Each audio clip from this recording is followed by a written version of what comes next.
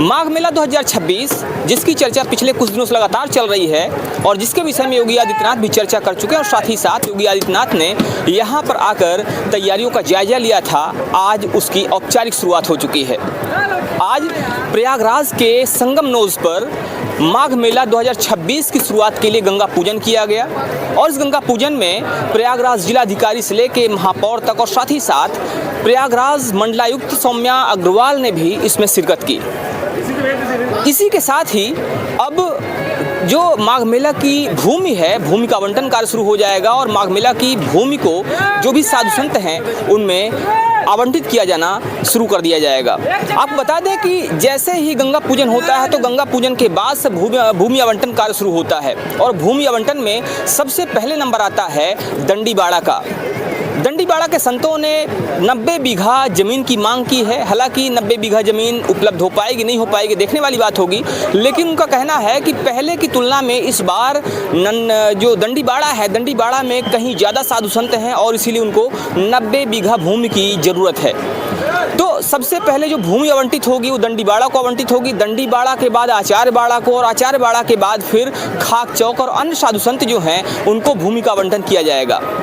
तो ये जो पूजा कार्य है, पूजा कार्य संपन्न हो गया है और पूजा कार्य के साथ ही जो भी यहाँ पर साधु संत हैं, जो भी प्रशासनिक लोग हैं, सभी ने माँ गंगा से प्रार्थना की है कि माँ गंगा इस माघ मेला को सकुशल संपन्न कराएं। हालांकि इस माघ मेला की बात, इस माघ मेला की चर्चा पिछले कुछ दिनों से लगातार हो रही है। उस माघ मेला के विषय में कहा जा रहा है कि जो माघ मेला है ये सिर्फ माघ मेला नहीं है बल्कि महामाघ मेला है जो कि 75 सालों के बाद आया हुआ है। हालांकि इसके विषय में अभी तक कोई ऐसा पुख्ता प्रमाण नहीं है, कोई ज्योतिषी आंकड़े नहीं है, लेकिन जो चर्चाएं हैं, चर्चाएं कुछ ऐसी ही चल रही हैं। आइए आपको सुनाते हैं कि इसके विषय में, इस माघ मेला के विषय में और इसकी तैयारियों के विषय में जिलाधिकारी और अन्य लोगों ने क्या कहा। सर, आज माघ मेले के लिए आज गंगा पूजन किया गया है। किस तरह से कामना की गई है, किस तरह से महाकुंभ की तरह भव्य और दिव्य होगा और क्या कुछ खास होगा? देखिए, अभी आपने जैसा देखा गंगा पूजन आज आयोजित किया गया था। मंडलायुक्त महोदय और सारे अधिकारीगण के साथ साथ जो संत महात्मा यहाँ पे कल्पवास करेंगे वो लोग भी यहाँ पे उपस्थित थे। संतों की उपस्थिति में आज गंगा पूजन कराया गया और माँ गंगा की प्रार्थना के साथ यही माँ गंगा से हम लोगों ने प्रार्थना की कि आगे आने वाला जो हमारा माघ मेला है वो सकुशल संपन्न हो, अच्छे से हो, यहाँ पे आने वाले श्रद्धालुओं को किसी प्रकार की कोई कठिनाई न हो और बड़ी संख्या में लोग यहाँ पे आएँ और माघ मेले में प्रतिभाग करें। जो इस बार की स्ट्रेंथ रहने वाली है वो कितनी रहने वाली है और उसका क्राउड मैनेजमेंट अभी अनुमान है हमारा लगभग 15 से 20 करोड़ के बीच का और हम लोग क्राउड मैनेजमेंट को बेहतर तरीके से कैसे मैनेज कर सकते हैं, शहर के बाहर का भी ट्रैफिक, शहर के अंदर का ट्रैफिक और माघ मेले के अंदर हमारी क्या व्यवस्था रहेगी, इस पे खूब बैठकें हुई हैं, ब्रेनस्टॉर्मिंग हुई है। जितने भी हमारे विभाग हैं, चाहे रेलवे विभाग हो, परिवहन हो या अन्य दूसरे जिलों के भी जो अधिकारीगण हैं उनके साथ भी बैठक करके हम लोगों ने सेक्टर और जोन बनाए हैं। अपने बाहर के जो आने वाले रास्ते हैं हर जगह पे पर्याप्त मात्रा में पार्किंग चिन्हित कर ली गई है, वहाँ पे काम भी चल रहा है, पार्किंग हमारी समय से तैयार हो जाएगी। मेला अंतर्गत भी हम लोग मेला क्षेत्र में कहाँ पे किस विभाग को कैसे क्या करेंगे उस पर भी काम चल रहा है। आज से भूमि का आवंटन भी शुरू हो जाएगा, तो सारी व्यवस्थाएं हम लोग की हैं, प्लानिंग हो गई है और सुव्यवस्थित मेला संपन्न। एक समस्या पिछली बार रही थी कि जो कुंभ मेले में जो पीपा पुल थे वो 30 बने हुए थे, लेकिन उसमें ज़्यादातर वर्किंग नहीं कर रहे थे, केवल 8-10 ही कर रहे थे। इस बार कितने पीपा पुल बनेंगे उसको किस? इस बार जो पीपे का पुल है वो 7 पीपे के पुल अभी प्लान किए गए हैं और भी 2 जगहों पर हमारी प्लानिंग है।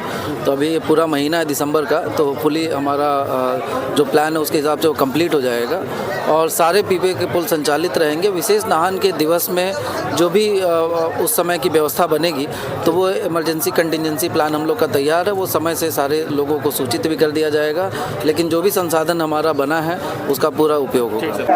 आज गंगा पूजन किया गया है और किस तरह से ये परंपरा है और उसके बाद माघ मेले में आज से ही जमीन का आवंटन शुरू होगा। इस बार सरकार की क्या मंशा है, कार्यक्रम किस तरह से मेले का आयोजन करेगा?